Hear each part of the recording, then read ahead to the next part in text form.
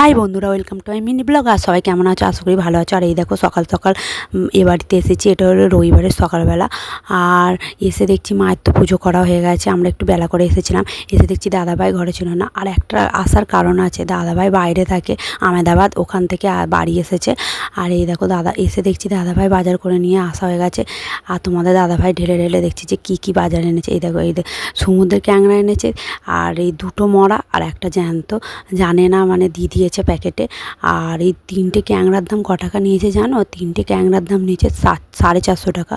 আর বড় বড় পুঁটি মাছ এনেছে, আর এনেছে মোরলা মাছ। মোরলা মাছগুলো দেখো কি বড় বড়। আর আজকে হবে মোরলা মাছের টক হবে। আর আরও অনেক কিছু এনেছে, পলতা, পেয়ারা, তারপরে ওল ডাঁটা আর কাঁঠাল দানা। এবছর কাঁঠাল খাওয়া হয়নি বলে, কাঁঠাল দানা ছিল না বলে কাঁঠাল দানা এনেছে, পুঁই শাক দিয়ে হবে। আর এইগুলো আর এনেছে চিংড়ি মাছ আমাদের 3জনের জন্য এনেছে। আমার শাশুড়ি মা, আমার আর তোমার দাদা ভাইদের জন্য। কারণ ওই বড়দা ভাই খায় না, কারণ উনি অ্যালার্জি আছে। আর এই দেখো তোমাদের দাদাভাই দেখছে চিংড়ি মাছ সবথেকে কোনটা বড়, তুলে তুলে এই দেখো দেখাচ্ছে, আবার মাকে দেখাচ্ছে। আর এই দেখো আমাদের পুষি, আগে একটা পুষি ছিল, সে মারা গেছে, একে আবার পুষেছে, এই আবার এসেছে বাড়িতে। ওই জন্য একে দুধ দিলে সকালবেলা দুধ দিয়ে রোজই আসে সকালবেলা দুধ খেতে। আর দেখো ক্যাংড়াটাকে দিয়ে ভয় দেখাচ্ছিলো।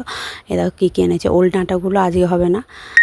আর দেখো বাইরে একটা বিড়াল আছে, ওকে তোমার দাদাভাই একটা কাঁচা মাছ দিচ্ছে, ও কাঁচা মাছই খেয়ে নিচ্ছে। টাটা, বাই বাই, সবাই ভালো থেকো।